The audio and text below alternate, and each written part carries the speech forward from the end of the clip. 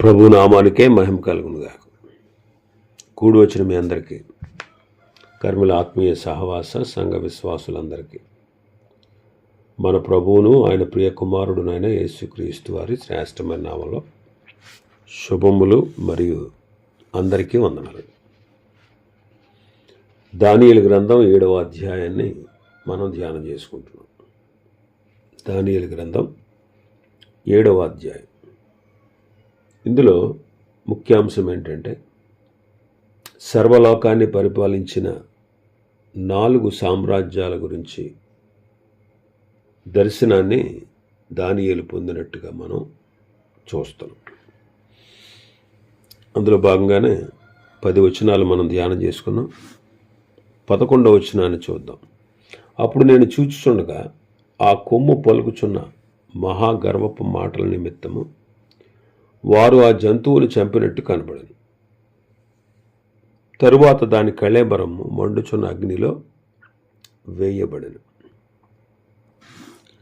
ఇక్కడ తీర్పు తీర్చబడిన తర్వాత, ధవళ సింహాసనపు తీర్పు జరిగిన తర్వాత, మహాగర్వపు మాటలు పలుకుచున్నటువంటి ఆ కొమ్ము పలుకుచున్న మహాగర్వపు మాటల నిమిత్తము వారు ఆ జంతువుని చంపారు అని మనం చూస్తున్నాం. ఈ గర్వపు మాటలు పలికినటువంటి ఆ చిన్న కొమ్ము క్రీస్తు విరోధి అని మనం గ్రహించవచ్చు. ఆ క్రీస్తు విరోధిది ఆఖరి ప్రభుత్వం అన్నమాట. వాడి ప్రభుత్వం తొలగిపోయింది. 12వ వచనాన్ని మనం చూస్తే, మిగిలిన ఆ జంతువుల ప్రభుత్వము తొలగిపోయాను, సమయము వచ్చే వరకు అవి సజీవుల మధ్య ఉండవలనని ఒక సమయము ఒక కాలము వాటికి ఏర్పాటైన. అంటే సమయం వచ్చినప్పుడు, ఇక్కడ ఆ మిగిలినటువంటి ఆ జంతువుల ప్రభుత్వం తొలగిపోయింది. అయితే సమయం వచ్చేంత వరకు అవి సజీవుల మధ్య ఉండాలి. ఒక సమయం ఒక కాలం వాటికి ఏర్పాటు చేయబడింది. అంటే వాడి యొక్క ప్రభుత్వము అంతమవుతుంది, మనుషుల ప్రభుత్వాలు కూడా అంతమవుతాయి. ప్రస్తుతం సంఘకాలం జరుగుతూ ఉంది. మరి అంచె దినాల్లో మళ్ళీ వాటికి ఆ ప్రభుత్వానికి బలం వస్తుంది అన్నమాట. అక్కడ నిర్ణయించబడుతుంది. అప్పుడు ప్రభువు వారిని నాశనం చేసి తను రాజ్యాన్ని పరిపాలిస్తాడు. ఇక 13, 14 వచనాలు మనం చూస్తే, రాత్రి కలిగిన దర్శనములు నేను ఇంకా చూచుచుండగా ఆకాశ మేఘారూఢుడై మనుష్య కుమారుని పోలిన ఒకడు వచ్చి ఆ మహావృద్ధుడగు వాని సన్నిధిని ప్రవేశించి ఆయన సముఖమునకు తేబడను. ఇక్కడ మనుష్య కుమారుని రాకడయందు జరుగు కార్యాలు మనం చూస్తున్నాం. రాత్రి దర్శనమందు నేను ఇంకా చూచుచుండగా ఆకాశ మేఘారూఢుడైన మనుష్యుని పోలిన ఒకరిని చూచాను అంటున్నాడు. ఆయనే ప్రభు అయిన యేసుక్రీస్తు. మనుష్య కుమారుడు అనేటువంటి మాట సువార్తల్లో 4 సువార్తల్లో మనం 80 సార్లు కంటే ఎక్కువగా మనం చూడవచ్చు. మనుష్య కుమారుడు అనేటువంటి ఆ పేరు ప్రభు అయిన యేసుక్రీస్తు వారు తనను గురించి తాను చెప్పుకున్నటువంటి పేరు. ఈ పేరు ఆయన దైవ కుమారుడని, అలాగే మానవత్వం కలిగిన నిజమైనటువంటి మనుష్య కుమారుడని. ఎందుకంటే ఆయన దేవుని కుమారుడు, మనిషిగా ఈ లోకానికి వచ్చాడు. ఇక్కడ ఆయన రాకడను గూర్చి చెప్పబడుతుందన్నమాట. మేఘారూఢుడు అంటాడు. మేఘము ఆయన సన్నిధిని సూచిస్తూ ఉంది. చూడండి, నిర్గమాకాండంలో మనం చూస్తాం, ఇశ్రాయేలీలు ఐగుప్తు దేశం నుంచి బయలుదేరిన తర్వాత అరణ్యంలో వారిని నడిపించుటకు పగలు మేఘస్తంభముగా, రాత్రి అగ్నిస్తంభముగా ఆయన సన్నిధి వారితో ఉన్నట్లు మనం చూస్తాం. ఇక్కడ మనుష్య కుమారుడైనటువంటి యేసుక్రీస్తు ప్రభు తన తండ్రి అయిన దేవుని సన్నిధానంలోనికి వస్తున్న దృశ్యం ఉంది. కాబట్టి 14వ వచనం చూస్తే, సకల జనులు, రాష్ట్రములు, ఆయా భాషలు మాట్లాడేవారు ఆయనను సేవించినట్లు ప్రభుత్వమును, మహిమయు, ఆధిపత్యము ఆయనకి ఇయ్యబడెను. ఆయన ప్రభుత్వం శాశ్వతమైనది, అది ఎన్నటికీ తొలగిపోదు. ఆయన రాజ్యము ఎప్పుడునూ లయము కాదు. కాబట్టి ఇక్కడ దేవుడు మనుష్య కుమారుడైన యేసుక్రీస్తు ప్రభువుకు ఆయా జనులు, ఆయా రాష్ట్రములు, ఆయా భాషలు మాట్లాడేవారు, జాతులైన వారందరూ కూడా ఆయనను సేవించినట్లు ప్రభుత్వము, మహిమ, ఆధిపత్యం ఆయనకి ఇవ్వబడింది. పరలోకమందున్న దేవుడు భూమి మీద స్థాపించిన రాజ్యం ఇదే. అందుకే 2వ అధ్యాయం 44వ వచనంలో మనం చదువుతాం, చేతి సహాయం లేక తీయబడిన రాయి సర్వభూతలమంతా మహాపర్వతమైంది అనేదే క్రీస్తు రాజ్యం. ఆయన రాజ్య పరిపాలన గురించి అనేక చోట్ల ప్రవచనంగా మనం చెప్పబడినట్లు మనం చూస్తాం. యెషయా గ్రంథం 9వ అధ్యాయం 6-7 వచనాలు. ఎలాగనగా మనకు శిశువు పుట్టెను, మనకు కుమారుడు అనుగ్రహింపబడెను, ఆయన భుజం మీద రాజ్యభారముండును. ఆశ్చర్యకరుడు, ఆలోచనకర్త, బలవంతుడైన దేవుడు, నిత్యుడగు తండ్రి, సమాధానకర్తయగు అధిపతి అని అతనికి పేరు పెట్టబడు. ఇది మొదలుకొని మితి లేకుండా దానికి వృద్ధియు క్షేమమును కలుగునట్లు సర్వకాలము దావీదు సింహాసనమును, రాజ్యమును నియమించును. న్యాయం వలనను నీతి వలనను రాజ్యమును స్థిరపరచుటకు అతడు సింహాసనాసీనుడై రాజ్య పరిపాలన చెయ్యును. సైన్యములకు అధిపతియగు యెహోవా ఆసక్తి కలిగి దీన్ని నెరవేర్చును. కాబట్టి ఆయన ప్రభుత్వం శాశ్వతమైనది, అది ఎన్నటికీ తొలగిపోదు. అందుకే హెబ్రీ పత్రికలో మనం చదువుతాం, హెబ్రీ పత్రిక 12వ అధ్యాయం 28-29 వచనాలు మనం చూస్తే, అందువలన మనము నిశ్చలమైన రాజ్యమును పొంది దైవ కృప కలిగి ఉందము. ఆయన కృప కలిగి వినయ భయభక్తులతో ప్రీతికరమైన సేవ చేయుదము. ఎలయనగా మన దేవుడు దహించు అగ్ని అయి ఉన్నాడు. నిశ్చలమైన రాజ్యమును పొంది దైవ కృప కలిగి ఉందము అంటున్నాడు. ఇంకా మనం చూస్తే 15వ వచనం నుంచి 28వ వచనం వరకు ఆ 4 జంతువుల భావాన్ని గురించి మనం చూస్తాం. 15వ వచనం నుంచి, నాకు కలిగిన దర్శనములు నన్ను కలవరపరచుచున్నందున దానియేలును నేను నా దేహములో మనోదుఃఖము గలవాడనైతిని. దానియేలు మనోదుఃఖము గలవాడై దగ్గర నిలిచిన వాని దగ్గరికి వెళ్ళి, ఇందును గూర్చి నిజమంతా నాకు చెప్పుమని అడగగా అతడు నాతో మాట్లాడి ఆ సంగతుల భావమును నాకు తెలియజేసాను. దగ్గర నిల్చున్న వ్యక్తి దేవదూత, సంగతులు వివరించువాడు దేవుని యొక్క దూత. ఈ 4 రాజ్యాలు ఉన్నత స్థితికి వచ్చి నశించిపోతాయి. అయితే మహోన్నతిని పరిశుద్ధులే రాజ్యాన్ని ఏళ్తారు. 17-18 వచనాలు. ఎట్లనగా మహాజంతువులు 4 ఉండి లోకమందు ప్రభుత్వము చేయబోవు 4 రాజులను సూచించుచున్నవి. అయితే మహోన్నతిని పరిశుద్ధులే రాజ్యాధికారం పొందుదురు.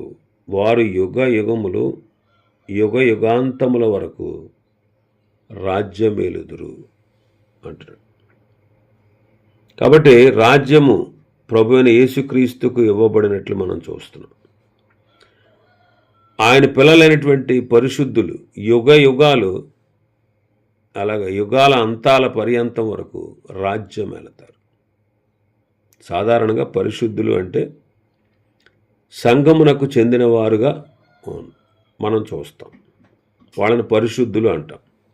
ఇక్కడ మహోన్నతుని పరిశుద్ధులు అంటే భూలోకమందున్నటువంటి ప్రజలు, అనగా మహాశ్రమల కాలమున ప్రభువునందు విశ్వసించిన ఇశ్రాయేలులకు సూచనగా ఉన్నారు. సంఘములోని పరిశుద్ధులు కూడా క్రీస్తుతో పాటు భూమి మీద రాజ్యము నేలతారు, అది వాస్తవమే. అయితే భూలోకమున రాజ్యము కలిగి ఉండేవారు ఇశ్రాయేలీలే అని కొందరు చెప్తారు. భూలోకమున రాజ్యము కలిగి ఉండేవారు ఇశ్రాయేలీలు. ఎందుకంటే మత్తయి సువార్త 19వ అధ్యాయం చూస్తే 28-29 వచనాలు, ప్రపంచ పునర్జననమనందు మనుష్య కుమారుడు తన మహిమగల సింహాసనం మీద ఆసీనుడై ఉన్నప్పుడు నన్ను వెంబడించిన మీరును 12 సింహాసనముల మీద ఆసీనులై ఇశ్రాయేలు 12 గోత్రముల వారికి తీర్పు తీర్చుదురు. శిష్యులతో చెప్పిన మాట ఇది. ఇశ్రాయేలీల 12 గోత్రాల వారికి తీర్పు తీరుస్తారు. కాబట్టి దానియేలు 19వ వచనంలో చూస్తే, ఇనుప దంతములను ఇత్తడి గోళ్ళను గల ఆ 4వ జంతువు సంగతి ఏమైనది అని నేను తెలుసుకొనగోరితిని.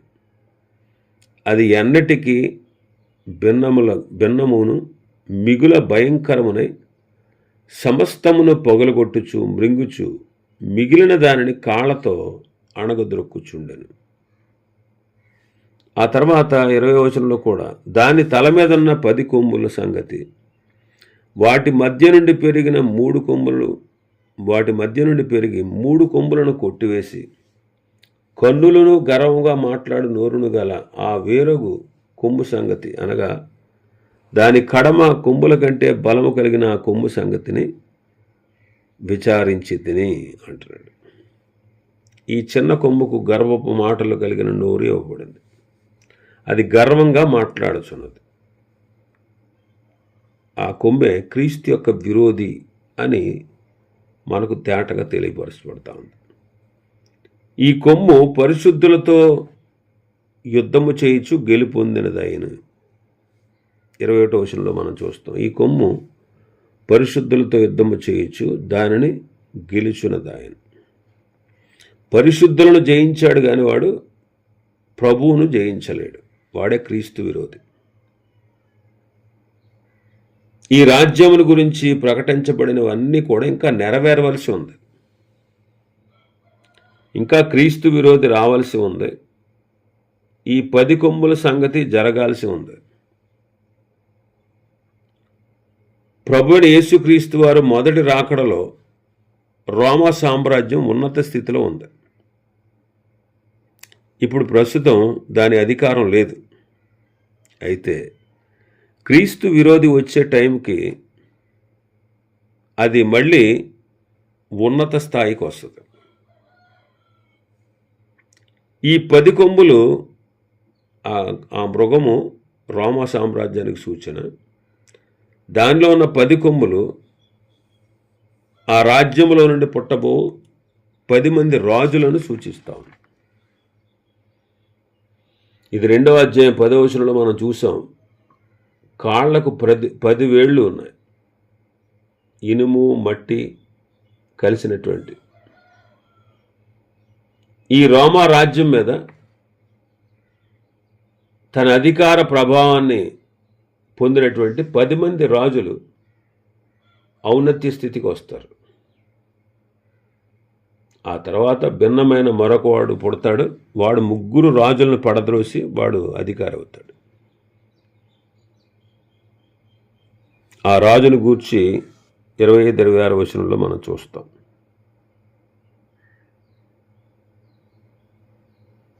25-26 వచనాలు. ఆ రాజు మహోన్నతునికి విరోధంగా మాట్లాడుచు మహోన్నతిని భక్తులను నలగొట్టును. అతడు పండుగ కాలములను న్యాయ పద్ధతులను విచారణ చేయి బూనుకొనును. వారు ఒక కాలములు అర్ధకాలము అతని వశమును ఉంచబడతారు. అతని అధికారము నశింపచేయుటకు నిర్మూలన చేయుటకు తీర్పు విధింపబడను గనుక అది కొట్టివేయబడును. ఇది ప్రకటన గ్రంథం 13వ అధ్యాయంలో మనం చూడొచ్చు. ప్రకటన గ్రంథం పోల్చితే 13వ అధ్యాయం 10-11 వచనాలు మనం చూడొచ్చు. మరియు ఆ మృగం యొక్క ప్రతిమ మాట్లాడినట్లు, ఆ మృగం యొక్క ప్రతిమకు నమస్కారం చేయని వారిని హతము చేయనట్లు, ఆ మృగం యొక్క ప్రతిమకు ప్రాణమిచ్చుటకు దానికి అధికారము ఇవ్వబడింది. కాబట్టి కొద్దివారు కానీ, గొప్పవారు కానీ, ధనికులు కానీ, దరిద్రులు కానీ, స్వతంత్రులు కానీ, దాసులు కానీ అందరూ తమ కుడి చేతి మీదనైనా తమ నొసట ఎందైనా ముద్ర వేయించుకున్నట్లు, ఆ ముద్ర అనగా ఆ మృగము పేరైనను దాని పేరట సంఖ్య అయినను గలవాడు తప్ప క్రయ విక్రయములు చేయుటకు మరి ఎవనికి అధికారం లేకున్నట్లు అది వారిని బలవంతము చేయుచున్నది. కాబట్టి ఈ చిన్న కొమ్ము క్రీస్తు విరోధి. ఆ రాజు మహోన్నతునికి విరోధంగా మాట్లాడుచు మహోన్నతుని భక్తులను నలగగొట్టును అని చదివాం 25వ వచనంలో. మహోన్నతునికి విరోధంగా మాట్లాడతాడు, మహోన్నతుని భక్తులను నలగొడతాడు. అందుకే ఒక కాలములు అర్ధకాలము అతని వశమును ఉంచబడతారు అంటున్నాడు. అంటే 3.5 సంవత్సరాలు అన్నమాట. 7 ఏండ్లు శ్రమలు, మహాశ్రమలు భూమి మీద. 3.5 సంవత్సరాలు వాళ్ళకి సమాధాన రాజ్యాన్ని స్థిరపరిచినట్టు వాడు నటిస్తాడు, వారిని వశపరుచుకుంటాడు. వాళ్ళందరూ కూడా ఈయన మెస్సయ్య అనుకుంటారండి, క్రీస్తు విరోధిని. ఇంకా యూదులు మెస్సయ్య వస్తాడని ఎదురు చూస్తున్నారు. అయితే వాడు ఏం చేస్తాడంటే 3.5 సంవత్సరాల తర్వాత దేవాలయంలో వాడి ప్రతిమను పెడతాడు. నేనే దేవుణ్ణి అంటాడు. అప్పుడు వాళ్ళకి అర్థమవుద్ది. అప్పుడు వాళ్ళు ఎదురు తిరుగుతారన్నమాట. కాబట్టి వాడు తాను హెచ్చించుకుంటాడు. వాళ్ళు ఎప్పుడైతే ఎదురు తిరిగారో, వాడి ప్రతిమను దేవాలయంలో పెట్టినప్పుడు వాళ్ళు ఎప్పుడైతే ఎదురు తిరిగారో అప్పుడు వాళ్ళకి వాడి వశమున ఘోరముగా హింసించబడతారు. కాబట్టి మహాశ్రమల యొక్క చివరి 3.5 సంవత్సరాలు ఎంతో భయంకరమైన కాలంగా ఉంటుంది. కాబట్టి అతని అధికారము నశింపచేయడానికి, నిర్మూలన చేయడానికి తీర్పు విధించబడింది. కాబట్టి వాడి యొక్క అధికారము కొట్టివేయబడుతుందని 26వ వచనంలో మనం చదువుతాం. ఇదే అన్యజనుల ప్రాపంచిక ప్రభుత్వం చివరిది అనమాట. అప్పుడు మానవ హస్తము అంటే చేతి సహాయం లేకుండా తీయబడిన రాయి అయిన ప్రభువైన యేసుక్రీస్తు వారి యొక్క రాజ్యము స్వాధీనపరుచుకుని ఆ మృగానికి తీర్పు తీర్చిన పిమ్మట 1000 ఏండ్లు ఆయన ఈ భూలోకాన్ని పరిపాలన చేస్తాడు. కాబట్టి ఈ మహాశ్రమల యొక్క భయంకరమైనటువంటి కాలము గతించిన తర్వాత ప్రభువైన యేసుక్రీస్తు వారి యొక్క నీతి పరిపాలన ఈ లోకంలో ప్రారంభమవుతుంది. ప్రస్తుత కాలమున యేసుక్రీస్తు నిరాకరింపబడుచూ ఉన్నారు. ఆయన పేరెత్తితేనే, ఆయన ఊసెత్తితేనే అనేకమైనటువంటి తెప్పలు బాధలు పడేవాళ్ళు ఉన్నారు. ప్రస్తుత కాలమున ఆయన నిషేధించబడిన రాయిలాగా ఉన్నారు. కానీ చివరకు ఆయన తలరాయి అవుతారు. అదే అవసరం, ఆయనే అవసరం అవుతాడు. ఆయన హెచ్చింపబడతాడు. అందరూ కూడా, భూలోకంలో ఉన్న వాళ్ళందరూ కూడా ఆయనకు విధేయులు అవుతారు. దానియేలైనటువంటి ఈయన ఆ విషయాలన్నీ విని మనస్సునందు అధికమైన కలత గలవాడయ్యాడు. 28వ వచనంలో దానియేలును నేను విని మనస్సునందు అధికమైన కలత గలవాడనైతే అందుచేత నా ముఖము వికారమైన, అయితే ఆ సంగతి నా మనస్సులో ఉంచుకుంటుని. దీన్ని బట్టి మనం చూస్తే అతని ప్రజలను గూర్చి, అతని దేశమును గూర్చిన సంగతులు అతనికి తొందర కలిగించినట్టుగా అర్థమవుతుంది. కాబట్టి మనము ఈ సంగతులు ఎరిగిన వారమై దేవుడు రాయించినటువంటి సంగతులు ప్రపంచ చరిత్రలో మీరు చూస్తే జరిగి ఉన్నాయి, ఇంకా జరగబోవునవి కూడా పరిశుద్ధ గ్రంథం మనకు తేటగా తెలియపరుస్తూ ఉంది. జరిగిపోయిన 4 రాజ్యాలు చరిత్రలో ఉన్నాయి. రోమా సామ్రాజ్యం, మాదీయ పారసీక రాజ్యం, బబులోను సామ్రాజ్యం, గ్రీకు సామ్రాజ్యం. ఈ 4 సామ్రాజ్యాల గురించి మనం చరిత్రలో చూడవచ్చు. అవి నిజంగా జరిగినవి. జరగక ముందే దేవుడు దానియేలుకు ఈ విషయాలు తెలియపరిచాడు. మరి జరగబో సంగతులు కూడా ఉన్నాయి. అయితే ఈ లోకంలో ఆయన రాజ్యము భౌతికంగా స్థాపించబడక ముందు ఆయన సంఘాన్ని తీసుకొని పోతాడు. సంఘం ఎవరంటే లోకము నుండి, పాపము నుండి వేరు చేయబడి నిజదేవుడైనటువంటి రక్షకుడైనటువంటి క్రీస్తును నమ్మి ఆయన యందు విశ్వాసం ఉంచి మారు మనసు పొంది రక్షణ పొందిన వాళ్ళే సంఘం. కాబట్టి ఆ సంఘాన్ని ఈ శ్రమల కాలానికి ముందే ఆయన తీసుకుని వెళ్తాడు. కాబట్టి మనం కడవరి దినాల్లో ఆయన రాకడకు బహు సమీపంగా ఉన్న దినాల్లో ఉన్నాం. ఎవరు ఆయన తీసుకువెళ్తాడు అంటే మృతులైనటువంటి పరిశుద్ధుల్ని, క్రీస్తునందుని మృతులైన వారిని, పాత నిబంధన భక్తులు, బలి అర్పించి విమోచకుని నమ్మిన వారిని, అలాగే బ్రతికి ఉన్నటువంటి సజీవులైన విశ్వాసుల్ని ఆయన తీసుకుని పోతాడు. మళ్ళీ తిరిగి సంఘంతో పాటు కలిసి ఈ భూలోకంలో 1000 ఏండ్ల పరిపాలన కొరకు ఆయన వస్తాడు. ఒకవేళ ఇప్పుడే అలాంటి పరిస్థితి అయితే, అంటే ఆయన రాకడైతే నువ్వు విశ్వాసివై రక్షణ పొంది ఉంటావు, లేదా ఇంకా విశ్వసించక ఈ భూమి మీద మిగిలి అంత్యక్రీస్తు పరిపాలన కింద బాధలు అనుభవిస్తావు, అది నీ ఇష్టం. మరి ఆయన ఎప్పుడు వస్తారో మనకు తెలియదు, కానీ ఆయన సమీపంగానే ఉన్నాడు, ద్వారము దగ్గరే ఉన్నాడు. ఆయన రావడానికి సమీపంగా ఉన్నాడు. కాబట్టి నీవు ఆయన యందు విశ్వాసం ఉంచి రక్షణ పొంది ఆయన బిడ్డగా చేయబడి ఈ భూలోకంలో ఉండేటువంటి ఈ భయంకరమైనటువంటి పరిపాలన తప్పించుకోవచ్చు. మరణించిన తర్వాత వెళ్ళే నిత్య శిక్ష నుంచి కూడా నీవు తప్పించుకోవచ్చు. దానికి మార్గం క్రీస్తునందు విశ్వాసం ఉంచడం.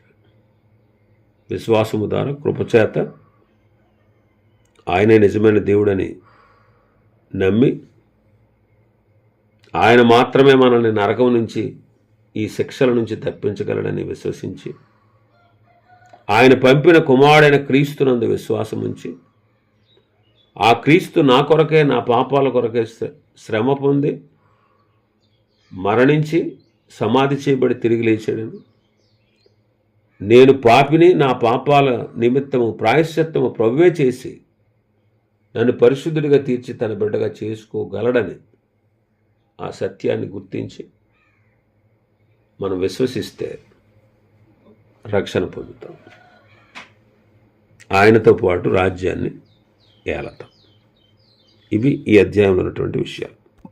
ప్రభు చిత్తమైతే రేపటి దినం మరొక అధ్యాయాన్ని ప్రారంభించుకుందాం. దేవుడి వర్తమాన వాక్యాన్ని మన వెనుకడిలో ఆశీర్వదించునుగాక. ఆమేన్.